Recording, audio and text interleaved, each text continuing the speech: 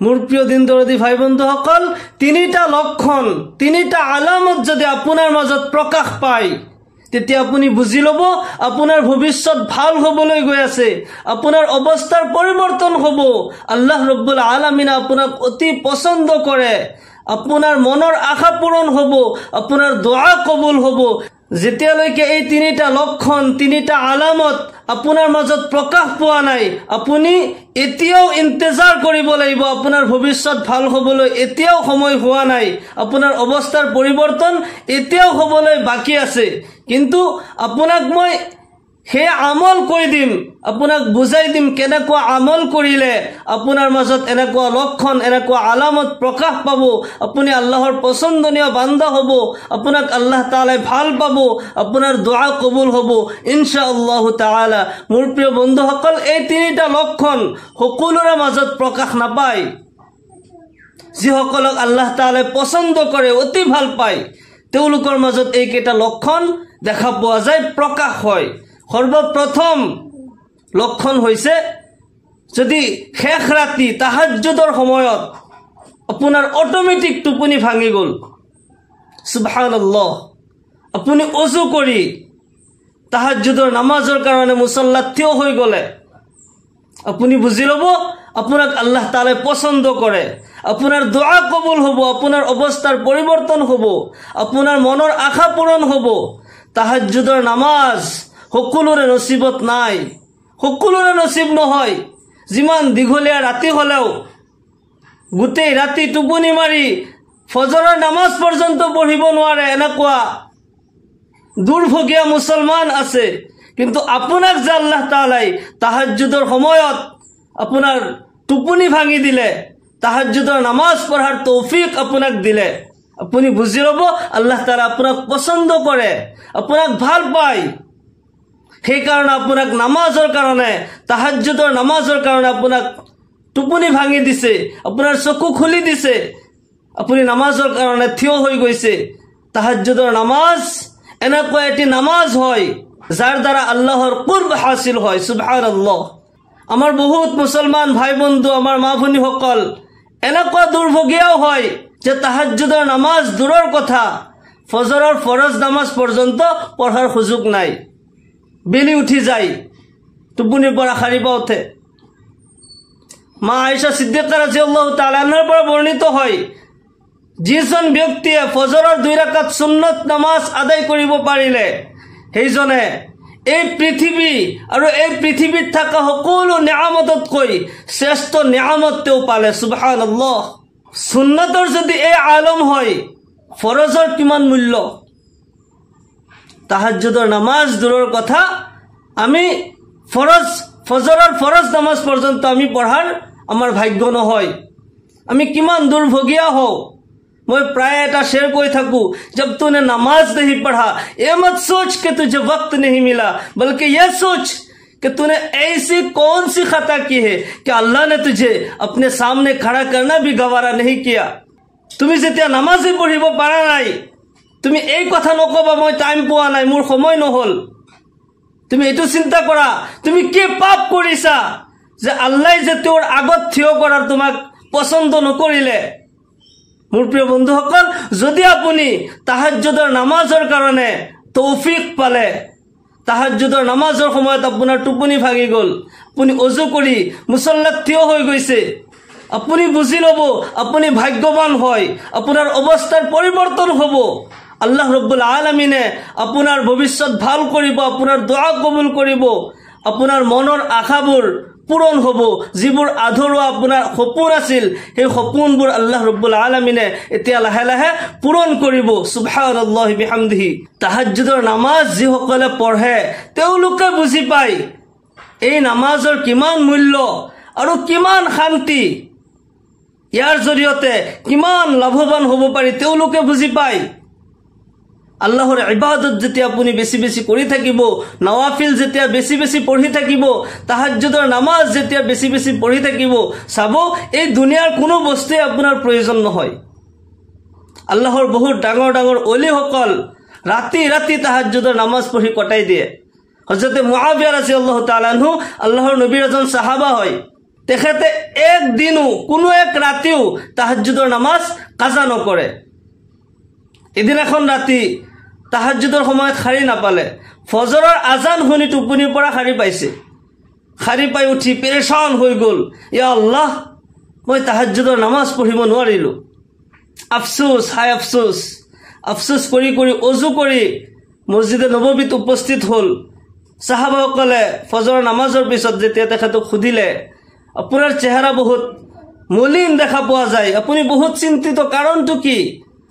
আল্লাহৰ নবীৰ সাহাবা হযৰতে মুআবিয়া ৰাদিয়াল্লাহু তাআলা আনহু কয়, মই আজি তাহাজ্জুদৰ নামাজ পঢ়িব নোৱাৰিলোঁ, মই কিমান দুৰ্ভগীয়া হয়, মই আজি তাহাজ্জুদৰ নামাজ পঢ়িব নোৱাৰিলোঁ, তাহাজ্জুদৰ নামাজ মোৰ কাজা হৈ গ'ল। সাহাবাসকলে কৈ আছে যে আজি সাৰি পোৱা নাই, আল্লাহ যদি তৌফিক দিয়ে, আল্লাহ হায়াত দান কৰে, অহাকালি আপুনি পঢ়িব। ইমান আফচোচ কিয় কৰিছে? আপুনি যে আফচোচ কৰিছে ইয়াৰ বদলা আল্লাহ দিব। কিন্তু নহয়, তেওঁ গোটেই দিনটো পেৰেচান কোন অৱস্থাত কটালে, গোটেই দিন কান্দি কান্দি পাৰ কৰিলে। দিনৰ পিছত যেতিয়া ৰাতি হ'ল, পিছদিনা তাহাজ্জুদৰ নামাজৰ সময়ত তেওঁৰ অনুভৱ হ'ল যে কোনোবা এজনে তেওঁক জগাই দিলে। সুবহানাল্লাহ, তেওঁক নাম ধৰি মাতিছে, হে মুআবিয়া, উঠা, তাহাজ্জুদৰ নামাজ পঢ়া। সুবহানাল্লাহ বিহামদিহি। তেওঁ টোপনিৰ পৰা উঠি বহিছে, বহি দেখিছে এজন ব্যক্তি থিয় হৈ আছে ওচৰত। সেইজন ব্যক্তিক যেতিয়া প্ৰশ্ন কৰা হ'ল, তুমি কোন হয়? মোক যে নামাজৰ কাৰণে তুমি উঠাই দিছা, তুমি কোন হয়, তোমাৰ পৰিচয় দিয়া। সেই ব্যক্তিজনে কৈ আছে, মই জিন্নাতো নহয়, মই মানুহো নহয়, পিছে কোন হয় তুমি? সেই ব্যক্তিজনে কৈ আছে, মই হলো শয়তান, তাহাজ্জুদৰ নামাজৰ কাৰণে তোমাক জগাই দিছো, তুমি নামাজ পঢ়া। হযৰতে মুআবিয়া ৰাদিয়াল্লাহু তাআলা চিন্তা কৰি আছে, শয়তান হৈছে মানুহৰ প্ৰকাশ্য দুশ্মন। শয়তানে সদায় এইটোৱে চিন্তা কৰি থাকে, মানুহক কেনেকৈ আল্লাহৰ ৰাস্তাৰ পৰা আঁতৰাই নিব পাৰি, মানুহক কেনেকৈ গুমৰাহ আৰু পথভ্ৰষ্ট কৰিব পাৰি। কিন্তু আজি শয়তানে মোক নামাজৰ কাৰণে জগাই দিছে, কেছটো কি, কাৰণটো কি, তুমি কোৱা, কিয় মোক জগাই দিছা? তেতিয়া শয়তানে কৈ আছে, যোৱাকালি আপোনাক টোপনি মাৰাই ৰাখিছিলোঁ, মই আপোনাক তাহাজ্জুদৰ কাৰণে উঠিবলৈ দিয়া নাই, কিন্তু আপুনি তাহাজ্জুদৰ নামাজ পঢ়িব নোৱাৰি গোটেই দিনটো আপুনি ইমানেই কান্দিছে, আল্লাহ তাআলাৰ আপোনাৰ আফচোচ আৰু কান্দা পছন্দ কৰি এনেকুৱা তাহাজ্জুদৰ নামাজতকৈ 1000 গুণে সৱাব আপোনাৰ নামাই আমলত দান কৰি দিছে। সুবহানাল্লাহ। মই এতিয়া চিন্তা কৰিলোঁ, ইয়াতে লছটো মোৰে হ'ল। যি কাৰণত মই নামাজ পঢ়িব দিয়া নাই, তাতকৈ 1000 গুণে বেছি সৱাব পালে। গতিকে মই আজি চিন্তা কৰিলোঁ, নহয়, নামাজে পঢ়ক, আপোনাক মই সেইকাৰণে আজি জগাই দিলোঁ, আপুনি নামাজে পঢ়ক, আপোনাক আৰু মই ডিষ্টাৰ্ব নকৰোঁ। সুবহানাল্লাহ। শয়তানে আকৌ কৈ আছে, হুজুৰ, যদি কোনোদিন আপুনি এনেও সাৰি নাপায়, আপোনাক মই আহি জগাই দিম, আপুনি নামাজ পঢ়িব, আপোনাৰ নামাজ যাতে কাজা নহয়। আল্লাহ ৰব্বুল আলামিনে তৌফিক দিছিল, সেইকাৰণে শয়তানে পৰ্যন্ত যিজন দুশ্মন হয়, আল্লাহৰ ৰাস্তাৰ পৰা আঁতৰাই নিয়ে, সেই শয়তানে পৰ্যন্ত জগাই দিবলৈ বাধ্য হৈছে। ইবাদতৰ যেতিয়া মজা আপোনাৰ অন্তৰত আহি যাব, আল্লাহৰ ইবাদত কৰি কৰি যেতিয়া আল্লাহৰ কুৰ্ব হাসিল কৰি ল'ব, আপোনাৰ দুশ্মনে পৰ্যন্ত আপোনাক সহায় কৰিব। তাহাজ্জুদৰ নামাজ যদি আপুনি পঢ়িব পাৰিলে, আপুনি জানিব আপোনাৰ ভৱিষ্যত ভাল হ'ব। আল্লাহ ৰব্বুল আলামিনে আপোনাৰ মনৰ আশাবোৰ পূৰণ কৰিব, আপোনাৰ ভৱিষ্যত পৰিৱৰ্তন হ'ব। আপোনাৰ যিমান আধৰুৱা সপোন আছিল, আল্লাহ ৰব্বুল আলামিনে সেইবোৰ পুৰা কৰি দিব। সুবহানাল্লাহ। আল্লাহ ৰব্বুল আলামিনে আমাৰ সকলো মুমিন মুছলমানক তাহাজ্জুদৰ নামাজৰ আদি হোৱাৰ তৌফিক দান কৰক। সকলোৱে কওক আল্লাহুম্মা আমিন। 2 নম্বৰ যেটো আলামত দেখিলে বুজি পাব যে আল্লাহ তাআলা আপোনাৰ অৱস্থাৰ পৰিৱৰ্তন কৰিব, আপোনাৰ ভৱিষ্যত ভাল কৰিব, মনৰ আশাবোৰ পূৰণ কৰিব, হেয়া হৈছে যে আপোনাৰ জীৱনত মুসিবতসমূহ আহি থাকা, কিবা সৰু সুৰা বেমাৰ, কিবা মুসিবত, পেৰেশানি। আমাৰ যেতিয়া পেৰেশানি আহি যায়, কিবা মুসিবত হয়, আমি হতাশ হৈ যাওঁ, পেৰেশান হৈ যাওঁ, আৰু আমি কৈ থাকো যে আল্লাহ মোকেই পালে নে এনেকুৱা মুসিবতবোৰ দিবলৈ, পৃথিৱীত আৰু কোনো মানুহ নাই নে? আল্লাহৰ ফয়সালাৰ প্ৰতি আমি সৱাল কৰোঁ, সৱাল উঠাও, প্ৰশ্ন কৰোঁ, আল্লাহ মোকেই ইমান পেৰেশান আৰু বেমাৰ আজাৰবোৰ মোকেই কিয় দিলে? আল্লাহৰ ফয়সালাত আমি সৱাল কৰোঁ, আমি প্ৰশ্ন উঠাও, এইবোৰ কৰিব নালাগে। আল্লাহৰ ফয়সালাত ৰাজি থাকিব লাগে। আপোনাৰ যেতিয়া পেৰেচানিবোৰ, সৰু সুৰা বেমাৰ আজাৰবোৰ যেতিয়া আহি থাকে, আপোনাৰ ফেমিলিত এইবোৰ যেতিয়া হয়, আপুনি বুজি ল'ব আল্লাহ তাআলা আপোনাক ভাল পায়, আপোনাক পছন্দ কৰে। আপোনাক আল্লাহ ৰব্বুল আলামিনে জগাই তুলিব বিচাৰিছে, আপোনাৰ ভৱিষ্যত ভাল কৰিব। আল্লাহ ৰব্বুল আলামিনে কোরআনে কারিমত কয়, ওয়ালানাবলুওয়ান্নাকুম বিশাইইম মিনাল খাউফি ওয়াল জু' ওয়া নাকসিম মিনাল আমওয়ালি ওয়াল আনফুসি ওয়াস সামারাত ওয়া বাশশিরিস সাবিরিন আল্লাযীনা ইযা আসাবাতহুম মুসিবা ক্বালু ইন্না লিল্লাহি ওয়া ইন্না ইলাইহি রাজিউন। নিশ্চয় আমি তোমালোকক কিছু ভয় ভীতি, কিবা ভোক আৰু ধন সম্পদৰ ক্ষয়ক্ষতিৰ আৰু জান মালৰ ক্ষয়ক্ষতিৰ মাধ্যমত তোমালোকৰ ইমানৰ পৰীক্ষা লওঁ, ইমতিহান লওঁ।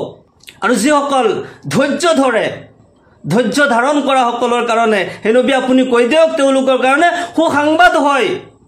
তেওঁলোকৰ ওচৰত যেতিয়া মুসিবতসমূহ আহে, তেওঁলোকৰ জীৱনলৈ যেতিয়া পেৰেচানি আৰু মুসিবতবোৰ আহে, প্ৰকৃত মুমিনসকলে কি কয়, আমিতো আল্লাহৰে হয় আৰু আল্লাহৰ ফালে আমি উভতি যাব লাগিব। আল্লাহ ৰব্বুল আলামিনে আপোনাক পছন্দ কৰে। যেতিয়া আপোনাৰ জীৱনত বালা মুসিবতবোৰ, সৰু সুৰা বেমাৰ আজাৰবোৰ যেতিয়া আহি থাকে, এইবোৰৰ জৰিয়তে আল্লাহ ৰব্বুল আলামিনে আপোনাৰ জীৱনৰ ডাঙৰ ডাঙৰ সমস্যাবোৰ কাটি লৈ যায়। আল্লাহ ৰব্বুল আলামিনে আপোনাৰ ভৱিষ্যত ভাল কৰাৰ কাৰণে আপোনাৰ ইমানৰ ইমতিহান লয়, আল্লাহ তাআলা আপোনাক পছন্দ কৰে। সুবহানাল্লাহি বিহামদিহি। 3 নম্বৰ যেটো আলামত দেখিলে বুজি পাব যে আল্লাহ তাআলা আপোনাক পছন্দ কৰে, আপোনাৰ ভৱিষ্যত ভাল কৰিব, আপোনাৰ দোয়া কবুল কৰিব। হেয়া হৈছে আপোনাৰ ওচৰ চুবুৰীয়াই যেতিয়া আপোনাক মহব্বত কৰিব, আপোনাক ভাল পাব। সহিহ বুখাৰীৰ ৰিৱায়াত হয়, আল্লাহ ৰব্বুল আলামিনে যেতিয়া কোনো বান্দাক ভাল পায়, হযৰতে জিব্ৰাইল আলাইহিস সালামক মাতে আৰু কয়, হে জিব্ৰাইল, অমুক বান্দাৰ জীৱনৰ বিশুদ্ধ চিন্তাধাৰাৰ কাৰণে, বিশুদ্ধ আমলৰ কাৰণে, নেক আমলৰ কাৰণে মই তাক পছন্দ কৰোঁ, মই তাক ভাল পাওঁ। হে জিব্ৰাইল, তুমিও তাক ভাল পোৱা, তুমিও তাক মহব্বত কৰা। তেতিয়া জিব্ৰাইল আলাইহিস সালামে আসমানত ঘোষণা কৰি দিয়ে, এলান কৰে, হে আসমানৰ ফেৰেশতাসমূহ, অমুক বান্দাৰ বিশুদ্ধ আমলৰ কাৰণে, নেক আমলৰ কাৰণে আল্লাহ তাআলাই তাক পছন্দ কৰে, ভাল পায়। তোমালোকেও তাক মহব্বত কৰা। সুবহানাল্লাহ। আসমানৰ ফেৰেশতাসকলে তেতিয়া সেইজন বান্দাক মহব্বত কৰিবলৈ আৰম্ভ কৰে আৰু সেই মুহূৰ্তত আল্লাহ ৰব্বুল আলামিনে এই পৃথিৱীত বাস কৰা সকলো মানুহৰ অন্তৰত এই বান্দাজনৰ প্ৰতি মহব্বত সৃষ্টি কৰি দিয়ে। সুবহানাল্লাহ। তেতিয়া সেইজন বান্দাক পৃথিৱীৰ সকলো মানুহে মহব্বত কৰিবলৈ আৰম্ভ কৰে। মানৱ দানৱ পশু পক্ষী জিন ইনসান সকলোৱে সেইজন বান্দাক তেতিয়া ভাল পায়। আপোনাক যেতিয়া আমি কওঁ নহয় যে 10 জনে যাক ভাল পায় তাক আল্লাহেও ভাল পায়, আচল মেইন পয়েন্টটো হৈছে ইয়াত যে আপোনাৰ জীৱনৰ বিশুদ্ধ আমলৰ দ্বাৰা, আপোনাৰ নেক আমলৰ দ্বাৰা আপুনি আপোনাৰ প্ৰভুক আল্লাহ ৰব্বুল আলামিনক আপুনি ৰাজি খুশি কৰিব লৈছে। আৰু আল্লাহ যেতিয়া আপোনাৰ হৈ গৈছে, এই গোটেই পৃথিৱীৰ সকলো মানৱ দানৱ পশু পক্ষী আপোনাৰ কদমৰ তলত হয়, তেতিয়া সকলোৱে আপোনাক মহব্বত কৰিব আৰু ভাল পাব, আপোনাৰ কথা সকলোৱে শুনিবলৈ বাধ্য হ'ব। আপুনি বুজি ল'ব আল্লাহ ৰব্বুল আলামিনে আপোনাৰ ভৱিষ্যত ভাল কৰিব। এইখিনি খুশনসিব সকলোৰে নহয়। এনেকুৱা খুশনসিব হোৱাৰ কাৰণে আপুনি সৰ্বপ্ৰথম নিজকে গুনাহৰ পৰা পবিত্ৰ কৰি ৰাখিব লাগিব, মিছা কথাৰ পৰা নিজকে বচাই ৰাখিব লাগিব। দান খয়ৰাত, সদকা, গৰীব দুখীয়াক সহায় কৰা, এইবোৰ বেছি কৰিব লাগিব। তেতিয়া আপোনাৰ আল্লাহ তাআলাই এইখিনি ইবাদতৰ নেক আমলৰ সুযোগ দিব। মানুহৰ অন্তৰত আপোনাৰ কাৰণে আল্লাহ তাআলাই মহব্বতৰ সৃষ্টি কৰি দিব। আপোনাৰ ভৱিষ্যত আল্লাহ ৰব্বুল আলামিনে নিশ্চয় নিশ্চয় ভাল কৰি দিব।